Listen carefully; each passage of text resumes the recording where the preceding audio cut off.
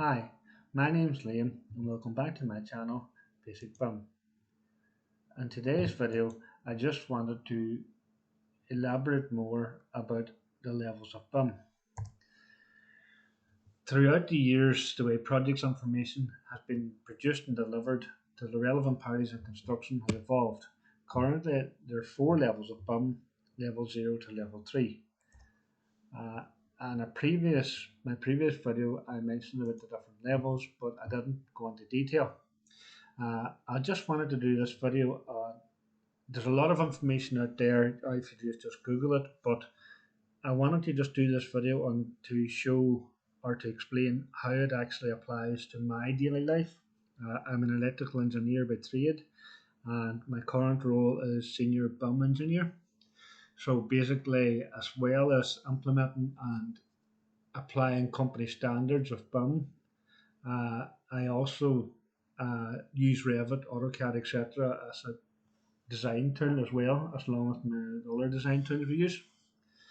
Uh, level 0 CAD, level 0 is CAD, and basically it's 2D information, so it was drawn, schedules, etc., where we don't really integrate or we don't collaborate with other disciplines.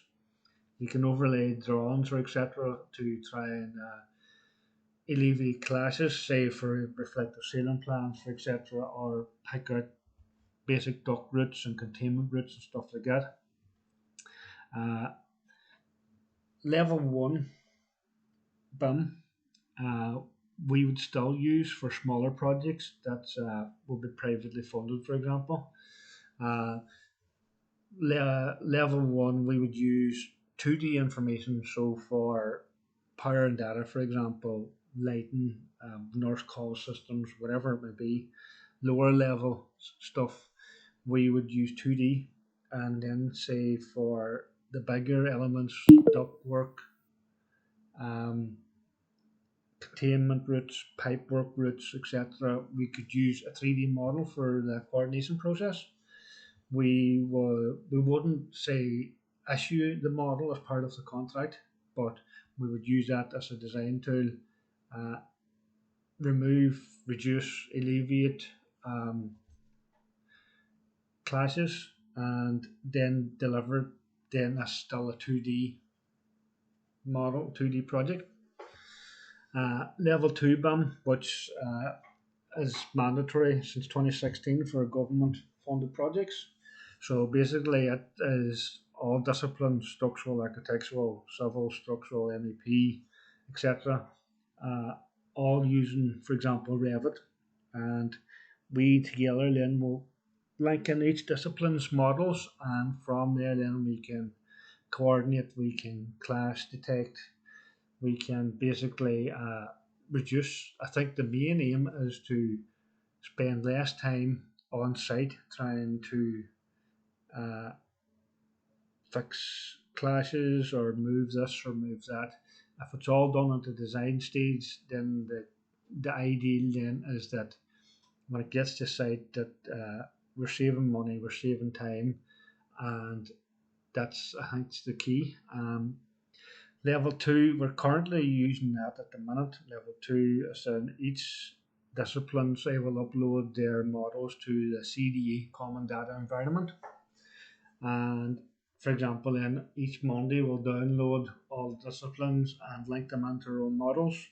So myself, if I have an electrical model, for example, I'll link in the architectural model, structural model, and the mechanical model. And if there's a civil model that's in, there's a groundworks or something like that, we'll link it all in.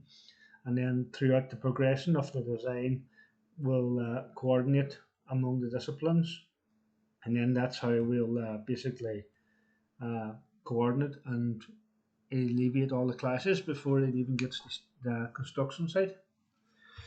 Level 3 BIM is basically a fully integrated live model, so to speak. It's all digital, so cloud based. Each discipline won't. The idea is that each discipline won't have their own models.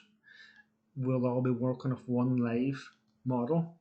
So any clash detection, any coordination will be real life. So if an architect, for example, moves a wall or makes a room bigger, it's real time, so we can see that changed instantly. Um, it's also BIM level 3 is where we move into the full facilities management, where all the disciplines is in one live model, and then in turn then that will be passed on then to say a demolition crew. Uh, so that's basically a brief overlook of what the three levels are. There's a lot of information out there. I just wanted to make this video to kind of sift through all the big information and just break it down into basic standard information. Um, yeah, I'll see you in the next video, and thanks for watching.